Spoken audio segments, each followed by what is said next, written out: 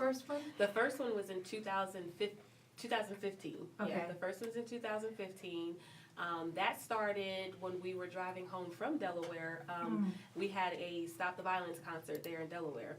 And on the way home, you know, God was just speaking to me like, God is in everything. And I didn't think anything of it. It's just like, yeah, God's in everything. You know, you look at the trees and like, yeah, God's in everything. Right. And then when I got home, I started writing, which you'll hear from Faye a little bit, but I started writing the message, not realizing it was a conference. I just started writing. And then God said, this is a women's conference. And I started saying to myself, like, you know what, I don't do conferences, I'm a singer. And then eventually, it took me 6 months to actually piece the puzzles of this conference together. So it started 2015, and it was so amazing to see how many women came for it to be my first conference. So many women came. I think the first conference was probably about 80 women. That's awesome. That's huge for someone who It is never. for a first conference. The Absolutely. very first conference, but what got me was there were women on, the altar call. So on the flyer, if you've seen the flyer, the picture at the top was our first altar call. I love it. And women were coming down to the altar, and I kept saying, Lord, like, it made me fall to my knees, because I'm like, Lord, you used me. But people were looking, and there were people who doubted it, you know, because they were so familiar with who I am and who I was, and they were just thinking, you're not qualified to do this. And then eventually they were just like, you know what, you need to bring that to church. You need to bring that to our church. You need to. So God just kept evolving in it, and we weren't going to do it another year. And then people started texting me and said, hey, it's a conference this year. And I'm thinking, oh, I guess it's here to stay. So, so it started in 2015. So this is your third? This will be our third conference. Wow. Now, is your husband still involved in it? He is. Okay. Yes. He just asked me yesterday, what am I wearing? He gets more excited about it than anybody. I mean, I'm excited, but he gets excited just because he sees, like, my babe's doing this, you know. That's awesome. So, he's not the maintenance security guy anymore. he's still the maintenance. I actually said this year, I was like, I want you to just sit, you know, just take it all in. But for some reason, I mean, it's always something at the church happening. Like, the first year, all the water was out. Wow. So he had to go to BJ's and get water supply, water for the bathrooms, water, you know, and then he did the coffee run. Then the second year, the musicians weren't able to get there, so he had to go pick up the musicians. Wow. And so he's like the all in, and then here I am like afterwards, like, babe, you want to go out to eat? And he's exhausted. He's exhausted. So yeah, he's fully involved. My two daughters are involved. They help at the registration table, but they're older this year, and so I want them to sit down and soak. And listen. Sure. Yeah, I mean, and having planned conferences not only locally but in other states, that can be challenging because you never know what's going to happen. Yeah. So, Mrs. Faye Sapp, Yes. tell us. So you are one of the speakers. Yes. Is this your first time being involved or no? This is my first time being involved, and I am very excited to be involved in this. Awesome. So what drew you to God is in Everything Women's Conference? Well, Shay, actually, I met Shay. She was connected with my husband on a label that he's involved in. Okay. And so she called me one day, and we were supposed to be talking on another matter. And so I was talking to her because I was going to help her to help her to plan this event. Mm-hmm.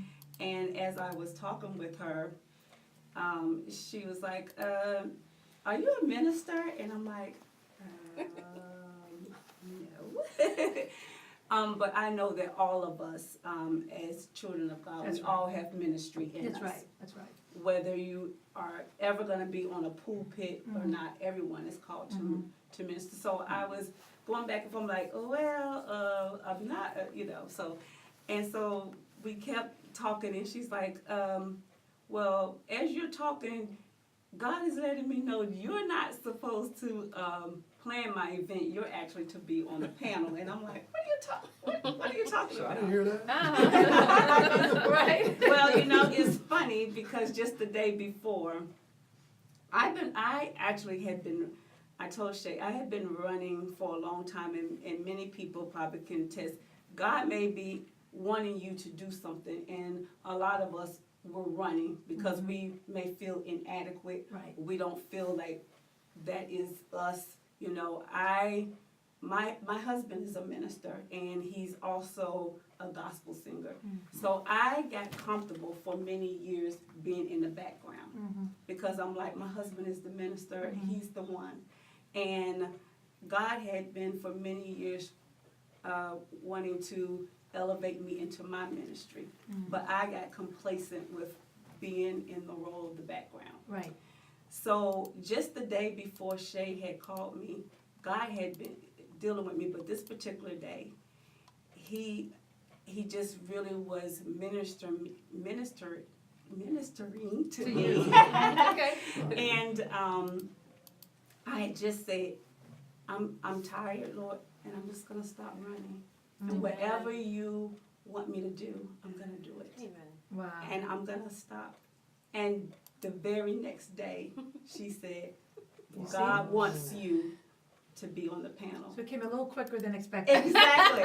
So I said, Joel God, you Osteen. set me up. You set me That's up, right. but I couldn't say no because I knew it was God. Because he was just waiting for me to stop running and then allow him to do the work. That's awesome. Amen. Well, we're excited to have you here. I'm excited to be And so tell us so the name of the conference is God is in Everything. Yes. So it's empowerment, it's encouragement. There's gonna be some fitness. Yes, we are going to be doing some Zumba in the Zumba. morning. Yes, we're going to be doing Zumba. Zumba has been one of the favorites for all of the ages. I mean, if you look at the video that we put up, the video shows women like 90 years old just rolling their arms, even if they can't do it. And that really made me happy because I don't get a chance to see this while I'm at the front. Right. But when we watch the videos going back, oh my God, I'm looking at these women. Some of them are just sitting down, and some of them get embarrassed because, you know, they're older, so they were sitting up front, and then you see them go in the back, and they're just kind of like, you know. And the thing is we just want people to move. You know, we want people to be free. We don't want to get all caught up in, like, this is how it's supposed to go. Structure. Yeah, and so, but what it does is it really brings the younger generation to, it gives them an opportunity to see you can really have fun in Christ. You know, there's so many things that we don't worry about. In the new year, people start talking about New Year's resolutions to work out. Zumba, the reason why I think God gave me Zumba was because it was one of those things the enemy was using too. So, you know, you go into Zumba and you see girls rolling, and it's kind of hard. The music comes on and you start gyrating. You really don't think about the fact that you were, you know, especially when it's unto God. Right. So anyway, we wanted people to see, like, you can do Zumba and still be, you know, Christ-like in doing because it's it. still fitness. It's still fitness. I have a sister, she's like, right, she has every Zumbita. Zumba certification in everything that they can be certified in, she's doing it, She's yeah. doing it, Shout so, out Sandra Hernandez. that's right. But I love that you do include fitness, Yeah. and it's at the top of It's at the the day, so it kind Well, of gets it people was up at and the going. it was at the end, the first 2 years, and there was a huge difference. The first Zumba instructor, she was really she was more seasoned, and so she was she knew exactly what we needed.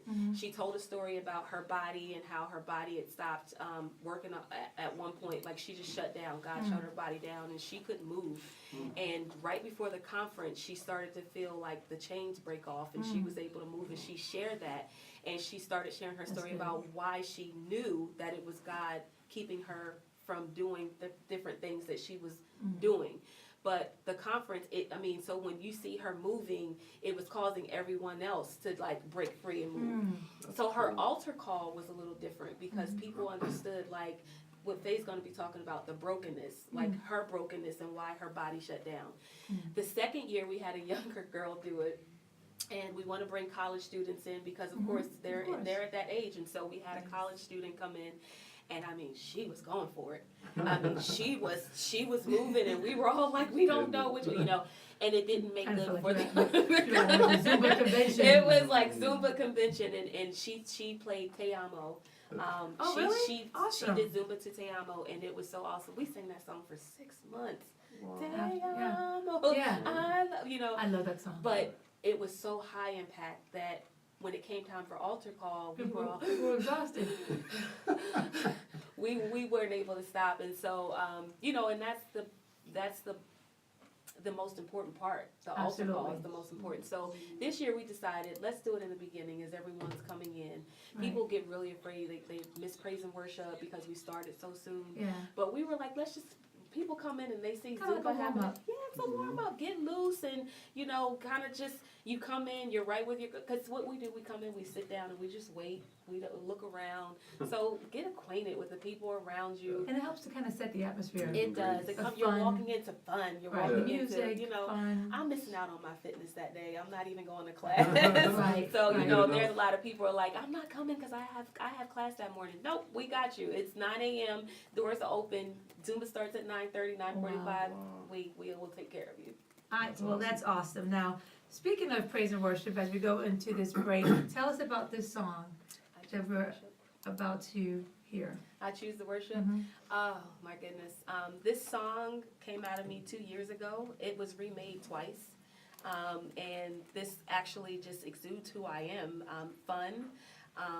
Again, God isn't everything, but we have to make a choice to worship. And it was weird because it was all about my children. It was about the fact that the enemy always tells us, we hear this over and over and over again, what we're not able to do. Right. I choose to worship, and who are you to tell me are the main things. Most part of my songs, the chorus, are to make you aware that you're not even speaking life over yourself.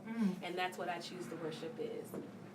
Well, you are listening to the AliShane Show on 108 Praise Radio. This is I Choose to Worship by our guest, Shay Samuels. Awesome. We'll be right back.